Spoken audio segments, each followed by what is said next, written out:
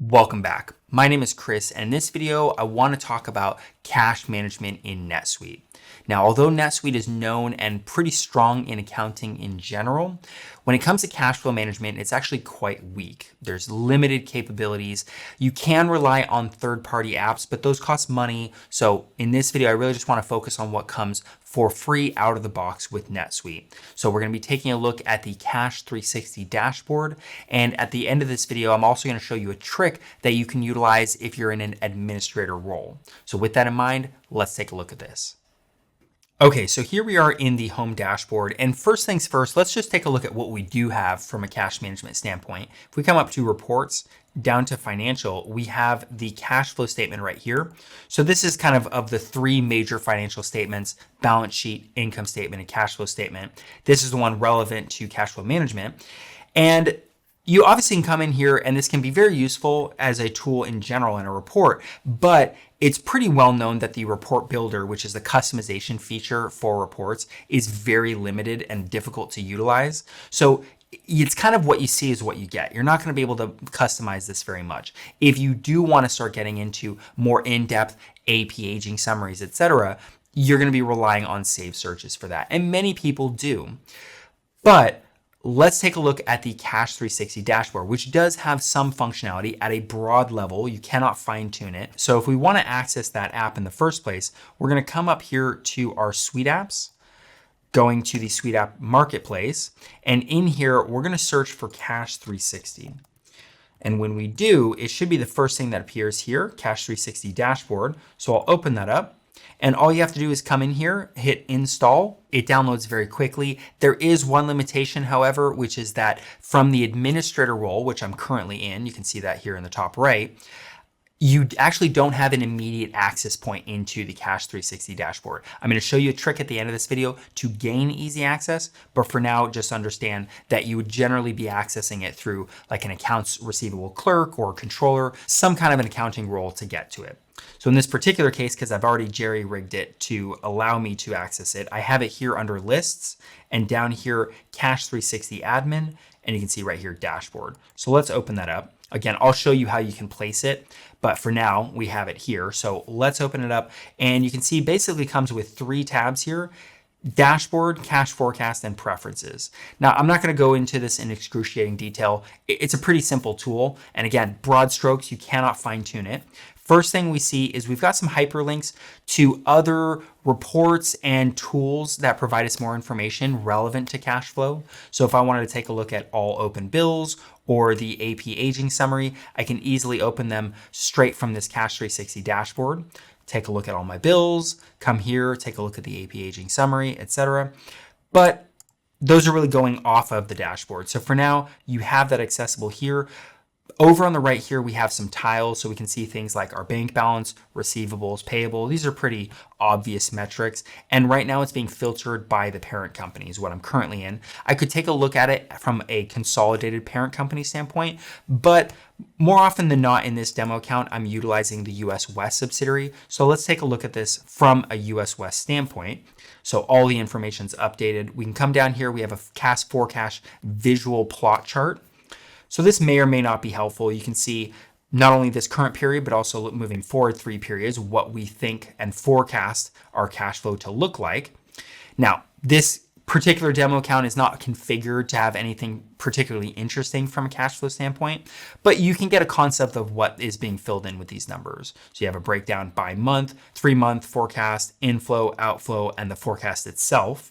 Moving down from that, we do have some easy pie charts from an AP or AR aging standpoint. So I can hover over elements of this pie chart and get some information on what is the percentage of 1 to 30 days compared to current, etc. I can also hover over the exact breakdown of days, and it will focus on that particular part of the pie chart. So this may or may not be helpful. Moving over from that, we have the cash forecast. Now, as this is currently configured, there's very limited information here. It looks like we're just looking at a 3-month forecast, only with accounts receivable and accounts payable. That's it.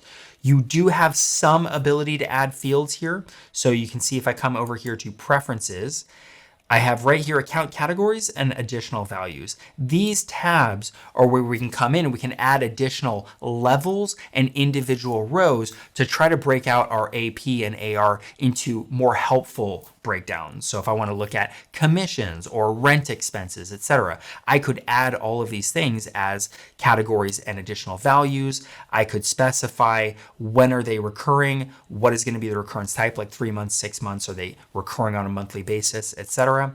Under account categories, I can specify, well, how much information are we pulling from? Is it the last 6 weeks, 3 months, etc.? Also, percent movement. Do I think that over a 3-month period, which is currently what we're looking at here, I can specify, is it 4 weeks, 6 months, etc.?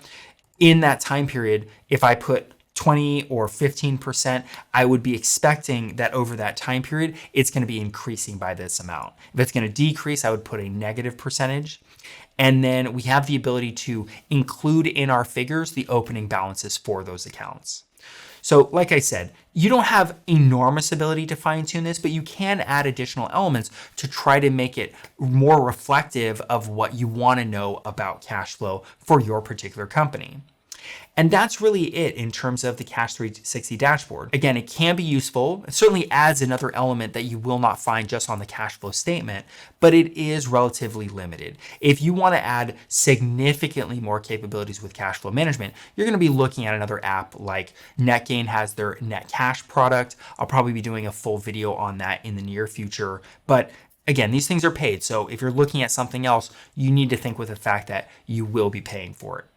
And then the last thing I promised I would say in this video is if you are in an admin role and you do want to take advantage of the Cash 360 dashboard, how do you gain access? You don't natively have a capability to do so, but there is a trick to get around that. You come up here to customization, down to centers and tabs, and then if you add center categories, let's open this up. This will give us a listing of all our center categories. And by the way, if you don't know what that means, we're just talking about right up here, this top blue bar, that's our center. Currently, we're in a classic center because we're in the admin role, which natively doesn't come with Cash 360, but we can add it with a custom center category.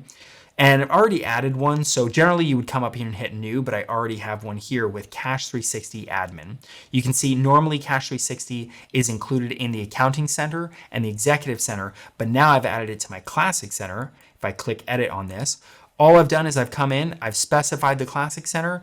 In this particular case, I added it to the tab of lists, so that's why you see it here. You can add it to whatever tab you want. And I can also, right now I've set it as unchanged, so it's being listed way at the bottom here. But let's say I want to move it up. I could put insert before, let's say, relationships, and it's going to come much higher up on the list. And you really just come here under values. You add in these 2 links, which can be easily found if you come into this drop-down list. You just look for Cash 360 account category and redirect. And then I've personally added labels to them just so it's easier to look at. You don't have to do that if you don't want to. And as a result, let's just hit save on that. Kind of the end result is I now can come up here to lists and right under, because I added it before relationships, I have my Cash 360 admin account categories and create new ones, or I can go straight to the dashboard. And that's a quick look at the Cash 360 dashboard. If you found this video helpful, hit that like button, subscribe if you want to see more videos like this, and check out my link below if you want to gain access to full-length courses on NetSuite. And with all that in mind, I hope to see you in the next video.